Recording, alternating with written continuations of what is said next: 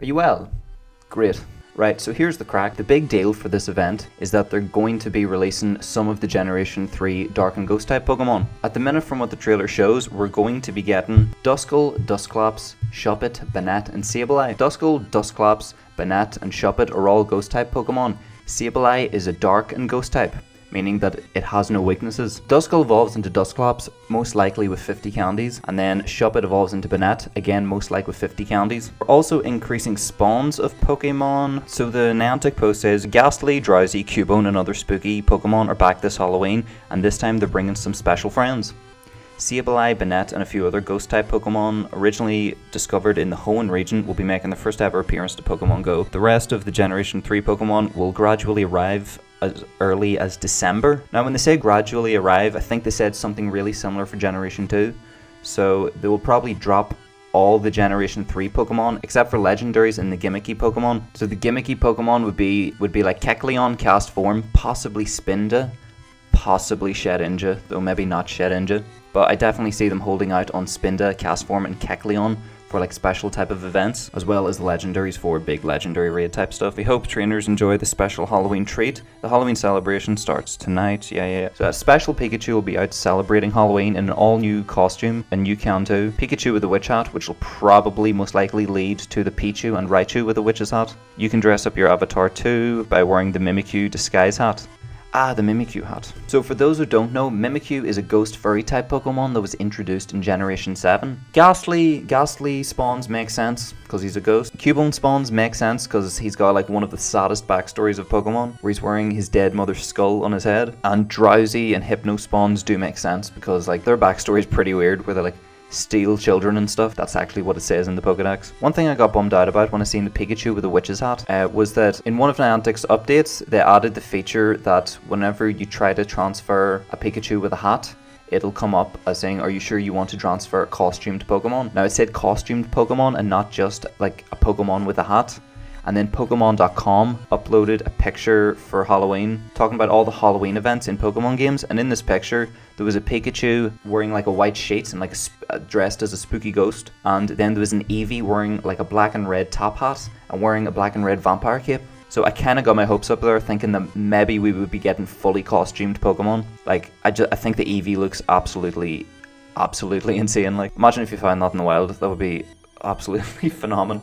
And then evolving it. But yeah, I slightly got my hopes up about that. So I just thought costumed Pokemon would have been absolutely unreal. You'll also earn extra candy while you're out trick-or-treating with your buddy Pokemon. Candy rewards from catching, hatching, and transferring Pokemon will be doubled, and your buddy will find candy twice as fast during the Halloween celebration. Last but not least, you'll have the opportunity to stock up for your upcoming adventures with special boxes from the in-game shop, featuring items such as raid passes and super incubators. I don't get why they don't just sell super incubators by themselves. I mean, I kind of get it, but the reason I haven't bought them is because they're bundled with things that I don't need and or don't care about. But I don't know, to each their own. And then last paragraph. So while you're out looking for Sableye, Banette, and other spooky Pokemon, use your Pokemon Go AR camera to capture festive photos and share them on social media using hashtag Pokemon Go Halloween. As always, make sure to remain alert and aware of your surroundings while playing Pokemon Go this season. Always adorable. But yeah, from this event, from the thumbnail of the event, it seems to be an increase in the dark types, possibly poison types. There's a Crobat in the thumbnail, so maybe we'll get extra Crobats. I don't know. But definitely the thing worth noting is that the rest of Gen 3 will be rolled out gradually as early as December. That is definitely the thing to pay most attention to. From Generation 2, we're still yet to get Delibird, Smeargle, and the legendaries. I think that's them all.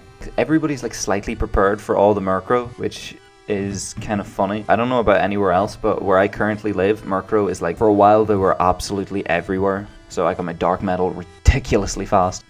There was a person on Reddit called Humpstyles, lovely name, created like a poster for the Halloween event, so it's easier to understand what's all there, so I'll throw it up. This pretty much just makes the whole thing a lot easier to read. So yeah, that is all credit to him for that artwork. It looks pretty sick. There's also like images, they're probably not real, but there's also images floating around of like Pikachu wearing the witch's hat, but he's also got a cape on, and it was a full-bodied costume Pokemon that I was really looking forward to, because I thought they would have been so cool to have a Pokemon fully dressed as something.